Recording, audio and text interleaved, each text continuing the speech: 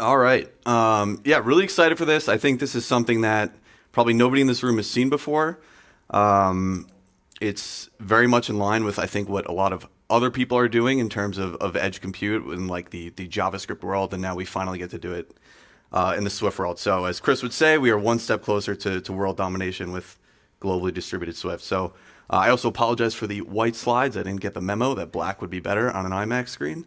Um, So edge computing, when we say globally distributed, we generally mean that we are deploying to the edge. And the edge today is, we think of it as how close can we run our code to users where we still have full control over the underlying system. So that would exclude something like running Swift on an iPhone because we can't fully control what the user is doing. And so this creates a really confusing platform where we effectively have to rely on these giant providers to give us these edge networks, some of them listed here.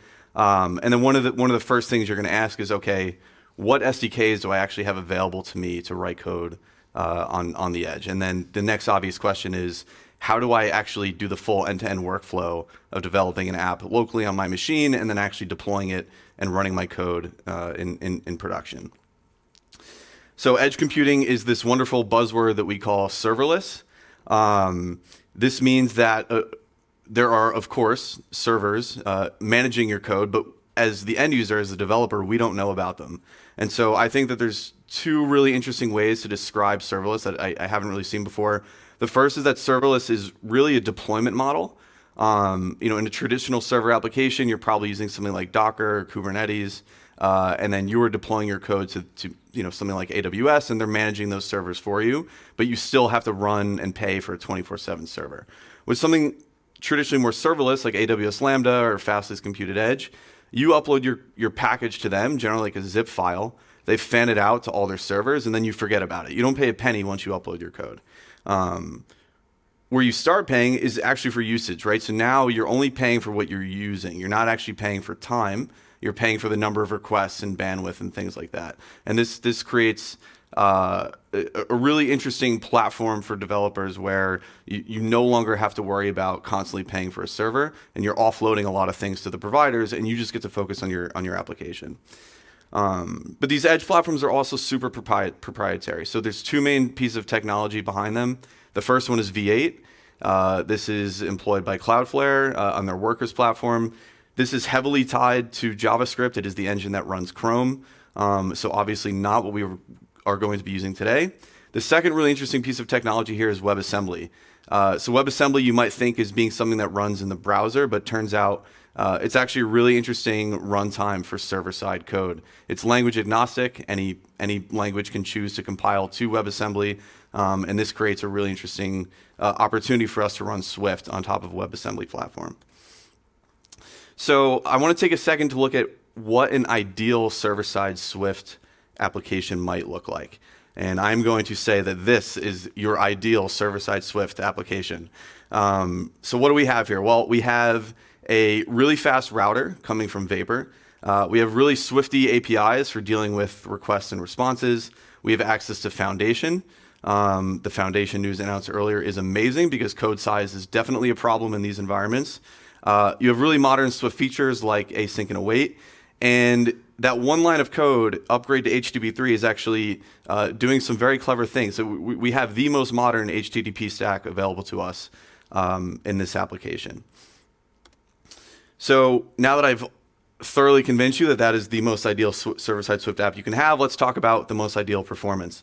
And so this, I think, is the ideal performance for any HTTP app. We want 200 milliseconds minimum served around the world. And this is actually not a hypothetical. So that previous app I deployed to the edge, and this is the real result. I'm not pulling any tricks on you here. This was deployed to the edge. I just loaded up a load tester, ran it on here, and this is what it spit out. So we are getting nearly 100 milliseconds globally, and that is something that is extremely difficult to achieve in a traditional server environment, if not impossible. And if you could do it, it would cost a ton of money. This is effectively free to run this. So how is this possible? This should be like mind-blowing, right? Like we're paying nothing, we're getting crazy performance, we have super modern apps, and it's made possible by these two companies. So the first one is Fastly. They are a CDN network they employ a global edge runtime called Compute at Edge. And this is built on an open source project called WasamTime. And WasamTime is effectively your runtime for running WebAssembly. Now, there's a lot of limitations to WebAssembly, which I'm going to talk about, but what Fastly has done is they're providing a bunch of API on top of WasamTime, which allows us to do things like async IO, HTTP, they can do config at the edge, secret stores at the edge, and a whole lot more. It's, of course, serverless, like I said, and they've also optimized this to the point where your cold start times are effectively 0. So that previous slide with the performance benchmarks, that benchmark was done immediately after deploy. There was no pre-warming or anything like that. So they're able to instantiate your code and they measure it in microseconds. The other interesting thing about running this on a CDN is you get a really robust cache API behind your compute code, which hopefully we can talk about a little bit later. The next thing that makes this possible is the incredible Swift WebAssembly project. This is a community-led project that is effectively building a tool chain. It's a fork of Swift, hopefully merged upstream one day. And they allow you to target your Swift code to the WebAssembly runtime. It's really Swift. So this is not a translation layer. They're not like taking your Swift and rewriting it to JavaScript or something like that. They're truly targeting the WebAssembly runtime. You get access to all the language features, async await, actors, distributed actors, everything built into Swift you get access to. You get access to a really large portion of Foundation, although not all of it, which we'll talk about. And they make it really, really easy to interact with the host runtime. Swift does an amazing job interacting with C, and that's really apparent here.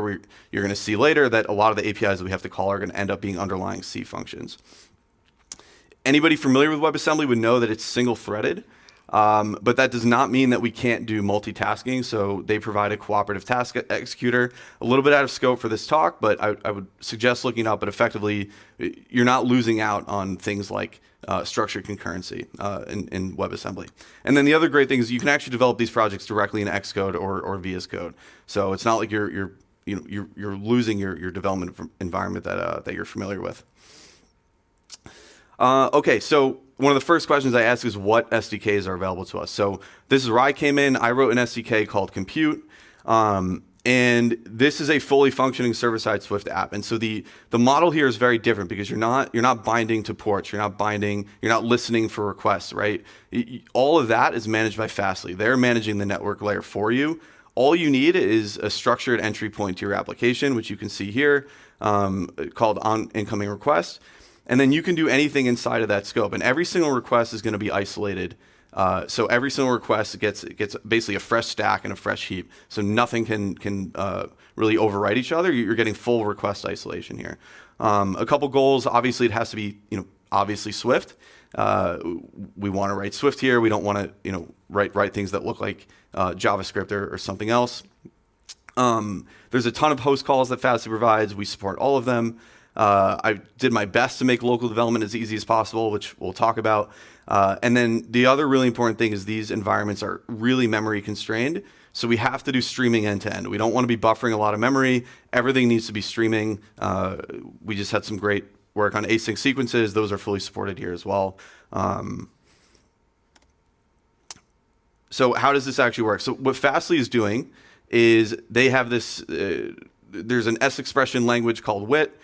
They publish these things called these WITX files, and they describe what all of the functions are on the runtime. So this example here, they have something called an object store, and they're telling you that you can open an object store, you can look up a key, and you can insert something into this object store. And so what we do is we take these WITX files and we translate them to C header files.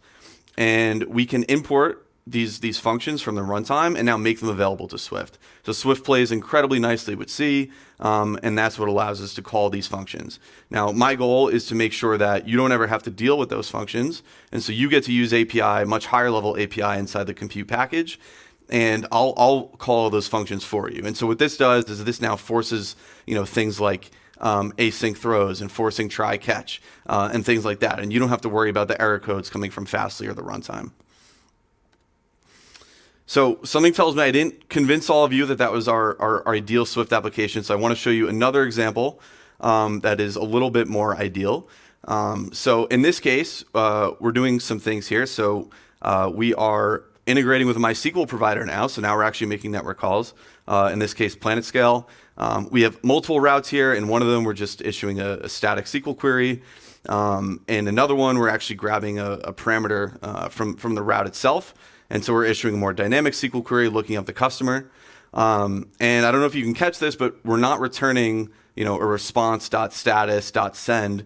We're actually returning a Swift UI view here directly in our code. And so if we go look at what index page or customer page looks like, this is the thing that I'm actually returning in that code. So this should look very familiar to anyone who makes iOS apps.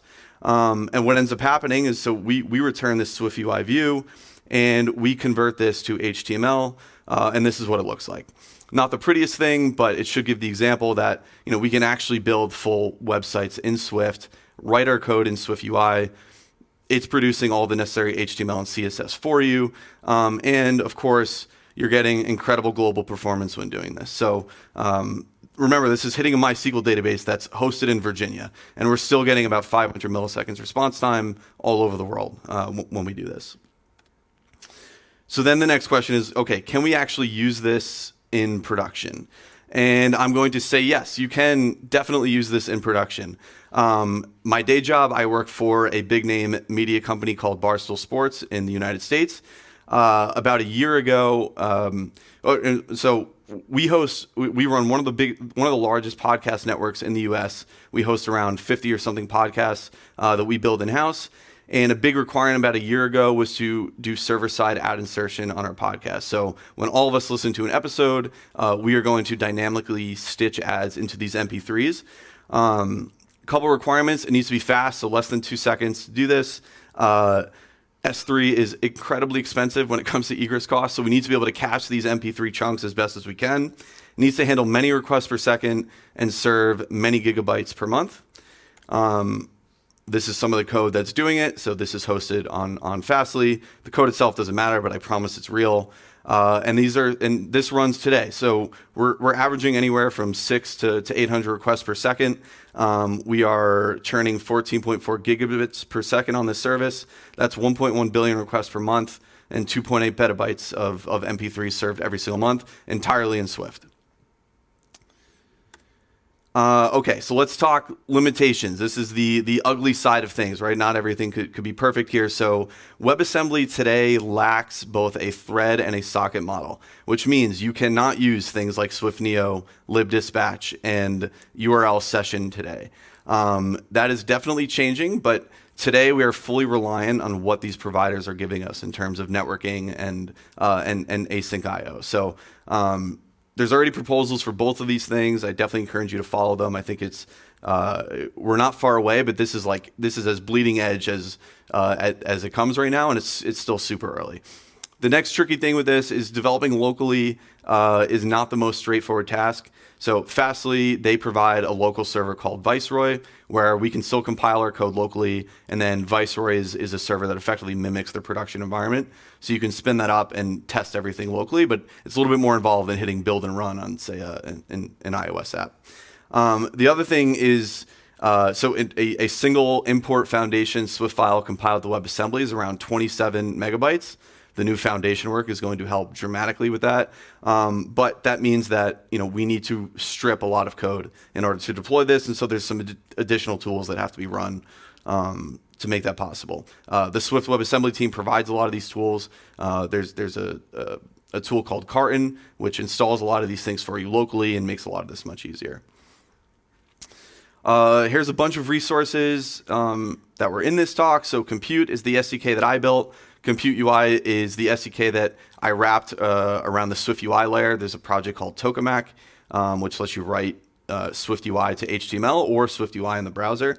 And then obviously data is super important. So I have two libraries here, PlanetScale and Upstash. So PlanetScale and Upstash are MySQL and Redis providers, but they provide HTTP interfaces to those databases, which is what we need here. So we really only have access to HTTP. So if you're going to integrate with a data provider, you need something that has an HTTP interface.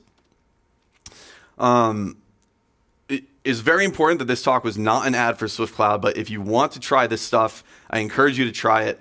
Everything I did here is one-click deploy. So those single file apps, that is truly the app. There's no configuration files. There's no, Kubernetes involved. There's no YAML files. It's like literally a one-line app. You go into Swift Cloud, deploy it to GitHub, and then we'll manage everything for you. So we'll spin up the Fastly services on your behalf. We'll compile your code for you. Most of Swift Cloud is actually open source. So the entire build container is open source. I encourage you to check that out.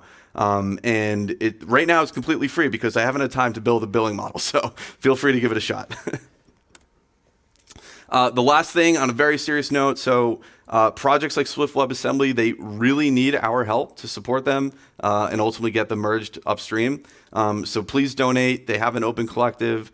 Definitely encourage you to check them out. I think they are critical to server-side So yeah, please donate if you can. Thank you. My name is Andrew. This is my email. Feel free to message me on Twitter. And yeah, I was going to leave time for questions. So if we have questions, let's do it.